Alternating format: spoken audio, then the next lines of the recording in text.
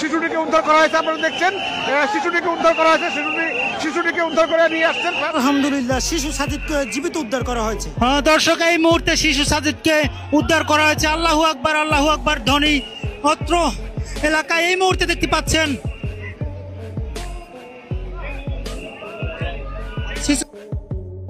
৩২ ঘন্টা পর অবশেষে জীবিত উদ্ধার করা হয়েছে শিশু সাজিদকে।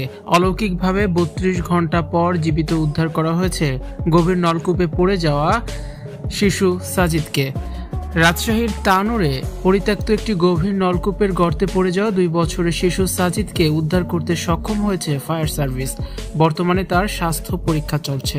শিশুটি এখন জীবিত আছে। বৃহস্পতিবার ১১ ডিসেম্বর রাত ৮টা ৫০ শিশুটিকে উদ্ধার করা হয়। এর আগে বুধবার ১০ ডিসেম্বর দুপুরে গভীর নলকূপের ওই পাইপে পড়ে যায় ছোট্ট সাজিদ।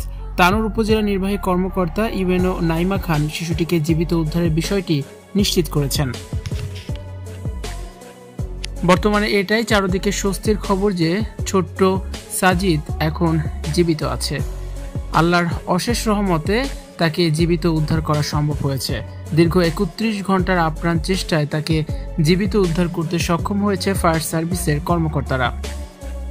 শিশু সাজিদকে জীবিত উদ্ধার করা হয় ৮টা ৫০ দিকে।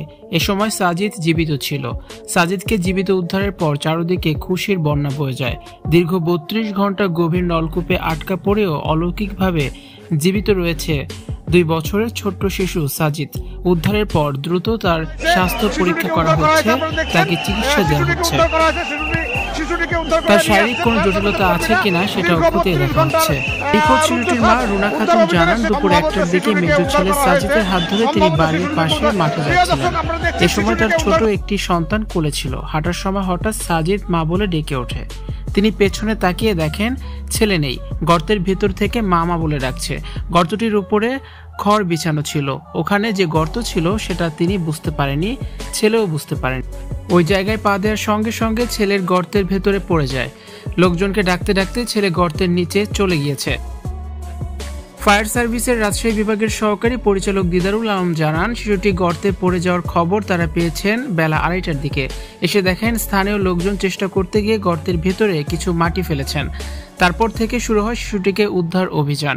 ফায়ার সার্ভিসের operation director lieutenant colonel Mohammad Tajul Islam Chowdhury জানান, ৪৫ ফুট গভীরে গিয়ে শিশুটিকে পাওয়া যায়নি।